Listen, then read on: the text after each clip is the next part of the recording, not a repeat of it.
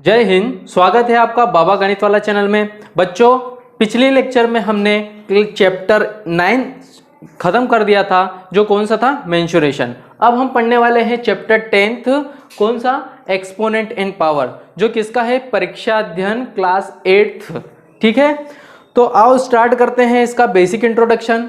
और बच्चों, आप बिल्कुल टेंशन ना लीजिए, हम 29 फरवरी से पहले ये सारे वीडियो अपलोड करने की कोशिश करेंगे, तो आप बिल्कुल प्रैक्टिस करते रहिए, क्योंकि एक एक दिन में 2-2, 3-3 वीडियो आने वाली है।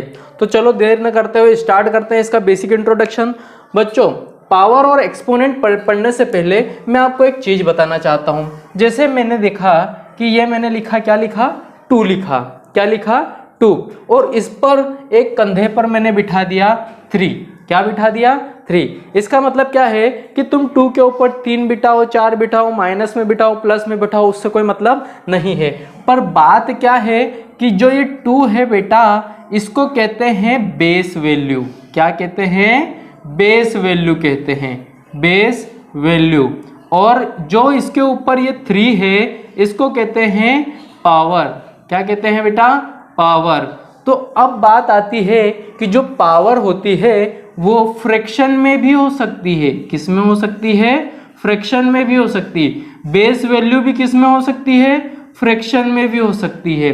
पावर और किस में हो सकती है, पावर माइनस में भी हो सकती है, नेगेटिव भी हो सकती है। और ये भी कैसे हो सकता है, नेगेटिव हो सकता है, मतलब माइनस में हो सकता है। तो याद रखिएगा कि बेस किसको कहते हैं और पावर किसको कहते हैं। हमेशा ये याद रखना है कि बेस के ऊपर पावर चढ़ी होती है। ठीक है, अब ध्यान से सुनना कि अगर मैंने लिखा 2 की पावर 3, तो इसका क्या मतलब होता है कि जिसकी जितनी पावर होती है वो उतने टाइम आपस में मल्टीप्लाई होता है। जैसे अगर मान लो 2 की पावर 3, तो 2 कितनी बार मल्टीप्लाई होगा, 3 बार मल्टीप्लाई होगा। अगर 3 की पावर 4 है, तो 3 कितनी बार मल्टीप्लाई होगा, 4 बार मल्टीप्लाई होगा।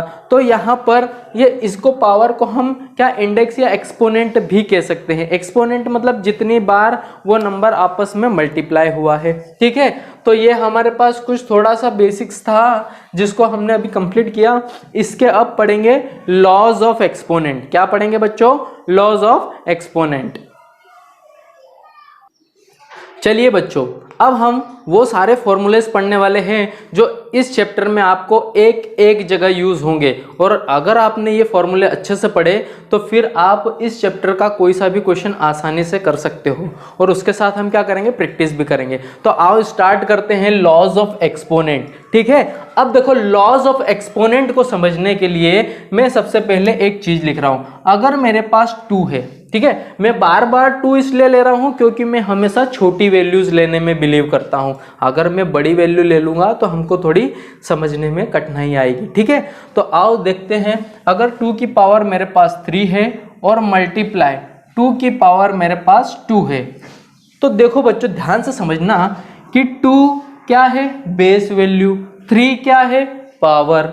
यहां पर 2 क्या है, बेस वैल्यू, 3 क्या है, पावर। तो हम कह सकते हैं कि इस पर्टिकुलर केस में हमारे पास बेस सेम है, तो बेस सेम होगा तो पावर क्या हो जाएगी, ऐड हो जाएगी। तो यहां पर क्या आएगा, 2 की पावर 3 प्लस 2, इसका मतलब 2 की पावर कितना आ जाएगा, 2 की पावर आ जाएगा 5।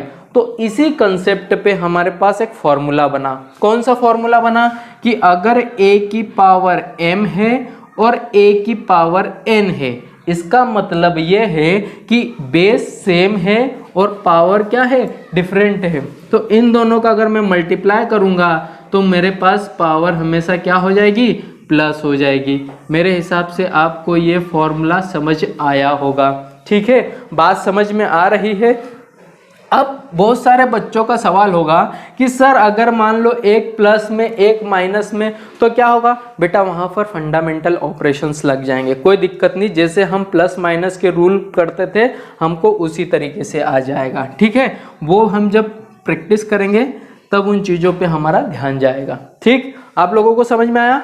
ठीक है, अब देखो यहाँ पर अगला स्टेप मैं डिवाइड का लेता हूँ। अगर मेरे पास a की पावर m है और दूसरा a की पावर n है, जिस तरीके से हमने 2 की पावर 3 और 2 की पावर 2 लिया था उसी तरीके से अब हम यहाँ पर मल्टीप्लाई न लेते हुए क्या ले रहे हैं, डिवाइड ले रहे हैं। तो याद रखना बेटा कि जब बेस सेम होता है और डिवाइड में होता है तो पावर माइनस हो जाएगी। देखो a की पावर पहले में से m माइनस n कर देंगे, ठीक है। तो ये हमारे पास हो गया दूसरा फॉर्मूला। इसको एक और तरीके से लिख सकते हैं कि a की पावर m डिवाइडेड को हम इस तरीके से भी लिख सकते हैं।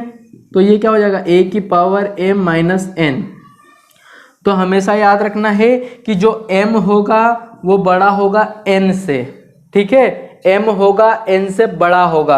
अगर मान लो m n से छोटा हो जाएगा तो क्या होगा, तो फिर बेटा जो ये a की पावर ये माइनस में आएगी, ठीक है, माइनस में कोई सी आएगी, वो हम आगे सब पढ़ेंगे।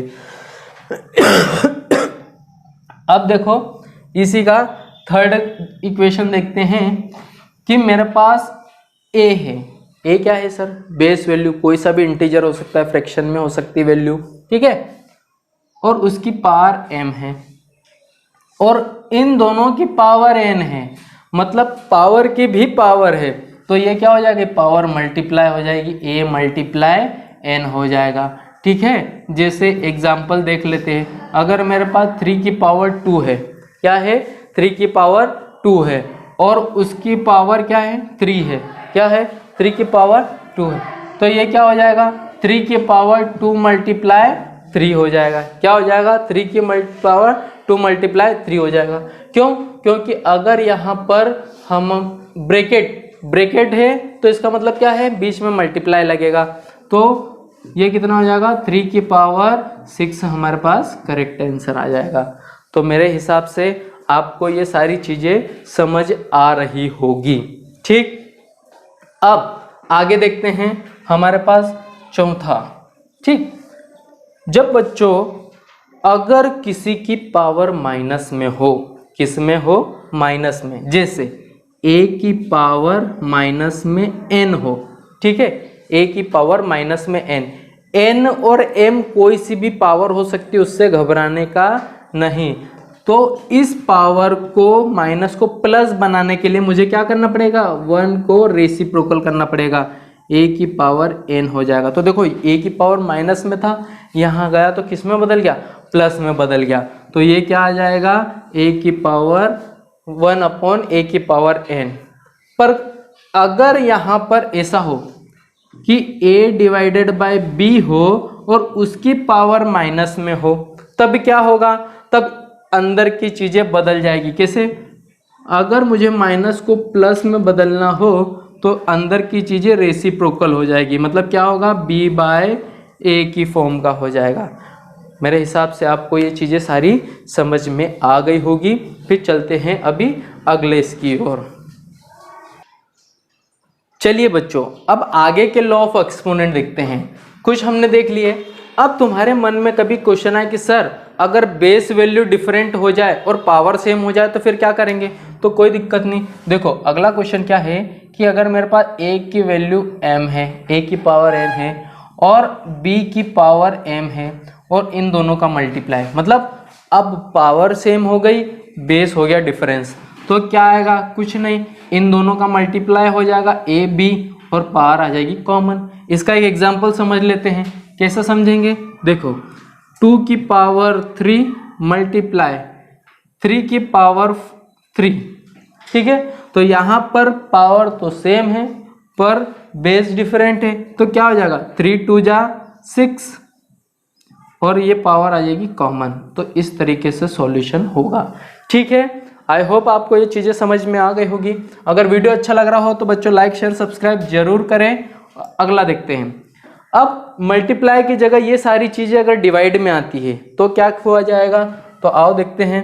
अगर मान लो कि a की पावर m है डिवाइडेड बाय b की पावर m है, तो यहाँ पर भी सेम केस होगा, a डिवाइडेड बाय b और उसकी पावर हो जाएगा m। इसको इस तरीके से लिख सकते हैं, a की power m divided by b की पावर m, तो ये क्या हो जाएगा, a बाय b की पावर m हो जाएगा, ठीक है। कोई दिक्कत, जब आप इस टाइप के क्वेश्चन करेंगे और उसमें ये फॉर्मूला अप्लाई करेंगे तो आप आसानी से इसको कर लेंगे। हम स्टेप बाय स्टेप सारी चीज़ें तो करेंगे पर आपको ये समझाना ज़रूरी है, ठीक है। उसके बाद अब हम देखते हैं कौन सी चीज़ देखते हैं कि कोई भी वैल्यू है, जैसे ए है, ए कोई सा भी नंबर हो सकता है, फ्रैक्शन में हो सकता है, प्लस में हो सकता है, माइनस में, अगर उसकी पावर हुई 0 तो वो क्या कर देगी, सबका मालिक 1। मतलब अगर किसी की पावर 0 हुई तो वो उस पूरे को क्या बना देगा, 1 बना देगा। जैसे अगर ऐसा हुआ 9999 की पावर 0 तो इसका मतलब भी क्या हो जाएगा, 1। अगर तुम्हें ऐसा दे दे 1000 की पावर 0 तो तुम घबराना मत, कितना हो जाएगा, 1। तुमको जिस भी अगर ऐसा दे दे, पूरा दे दे 3x + 4 + 3 की पावर 2 और उसकी पावर 0 तो सबकी पावर 0, इसका मतलब सबको मिट्टी में मिला देगा और सबका मालिक 1 हो जाएगा। मेरे हिसाब से बात आपको समझ में आ गई, ठीक है। अब करते हैं इसके आगे। आइए बच्चों, अब हमने जो इन लॉज ऑफ एक्सपोनेंट सारे पढ़े उन पे डिपेंडेंट क्वेश्चंस देखते हैं, ठीक है। तो यहाँ पर सबसे पहले क्वेश्चन नंबर 1 क्या है, जो आपकी स्क्रीन पे भी आ जाएगा कि मल्टीप्लिकेटिव इनवर्स ऑफ 100 की पावर -100। तो सबसे पहले जब हमने चैप्टर स्टार्ट किया था तो मल्टीप्लिकेटिव इनवर्स का मतलब होता है रेसिप्रोकल। क्या होता है, रेसिप्रोकल। तो रेसिप्रोकल का मतलब अगर मान लो कि a की पावर -1 में है तो ये किस में बदल जाएगा, a की पावर प्लस में बदल जाएगा, ठीक है। बात समझ में आ रही है कि नहीं आ रही है। तो यहाँ पर समझना कि हमको 100 की पावर -100 दिया है तो यहाँ क्या लिखेंगे, द मल्टीप्लिकेटिव इनवर्स ऑफ 100 की पावर -100 इज 100। बात समझ में आ गई। तो ये हमारा पहला क्वेश्चन का सॉल्यूशन है। अब करते हैं नेक्स्ट क्वेश्चन। नेक्स्ट क्वेश्चन में हमको दिया है कि एक्सपोनेंट पावर को सॉल्व करना है। तो यहाँ पर हमारे पास सॉल्यूशन 2 क्या है, सॉल्यूशन 2 आपकी स्क्रीन पे भी गिवन है। तो हम जो गिवन क्या है, given exponential form. Given exponential form क्या है बेटा, यहाँ पर एक्सपोनेंशियल फॉर्म दिया है 3 की पावर 2 मल्टीप्लाई 3 की पावर -5 मल्टीप्लाई 3 की पावर 6 विच इम्प्लाइज दैट। अब ध्यान से सुनना, हमने एक फॉर्मूला पढ़ा है a की पावर m मल्टीप्लाई a की पावर n। तो बेस सेम है तो पावर सारी ऐड हो जाएगी। अब मुझे एक बात बताओ, चाहे यहाँ से लेकर कहीं तक भी अगर हमें बेस सेम दे और वो मल्टीप्लाई में दे तो चाहे जितनी पावर दे दे सब ऐड हो जाएगी। तो यहाँ पर तो हमें देखो 3 3 3 बेस सेम, अब इनकी पावर क्या है, ऐड हो जाएगी। तो कैसे होगा, यहाँ देखना, बाय a की पावर m इंटू a की power n is equal to a की पावर m प्लस n। ये फॉर्मूला लगाएंगे विच इम्प्लाइज दैट 3 की पावर 2 प्लस -5 प्लस 6, ठीक है। तो ये किस तरीके से सॉल्व होगा, अब देखो ये अलग से सॉल्व करना है, प्लस माइनस माइनस प्लस 6 तो 2 और 6 8 हो जाएगा, -5 तो कितना आएगा 3। तो यहाँ क्या हो जाएगा 3 की पावर 3 हमारा करेक्ट आंसर हो जाएगा। मेरे हिसाब से आपको ये चीज़ें समझ में आ गई होगी। अब करते हैं इसी का नेक्स्ट क्वेश्चन। नेक्स्ट क्वेश्चन कौन सा है, क्वेश्चन नंबर 3। इवेलुएट करना है। इवेलुएट करना मतलब सिंप्लीफाई करना या सॉल्व करना। तो यहाँ से सॉल्यूशन 3 क्या है, गिवन दैट, भाई हमें क्या गिवन है, तो हमें गिवन है 1/2 की पावर -5, ठीक है, 1/2 की पावर -5। अब देखो बेटा, इसको सॉल्व करने से पहले हमारे लॉज ऑफ एक्सपोनेंट देखो।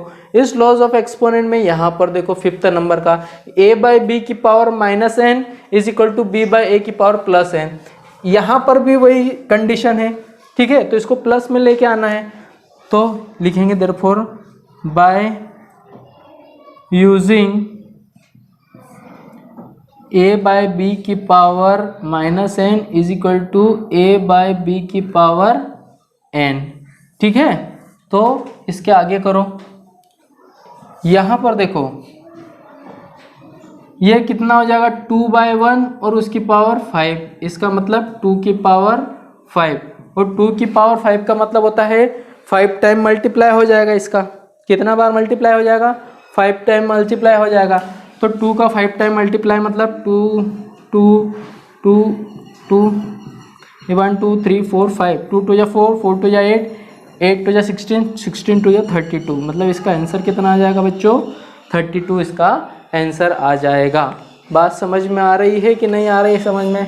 1 2 3 4 5 सही। तो देखिए बच्चों, इस फॉर्मूले में a बाय बी की जगह b बाय होगा, हम रेसिप्रोकल करना भूल गए थे, तो आप इसको यहाँ करेक्ट कर लीजिए। ठीक है, आप करते हैं नेक्स्ट क्वेश्चन। चलिए बच्चों, अब करते हैं क्वेश्चन नंबर 4। क्वेश्चन नंबर 4 में क्या गिवन है? 3 की पावर 0 प्लस 4 की पावर -1 मल्टीप्लाई 2 की पावर 2।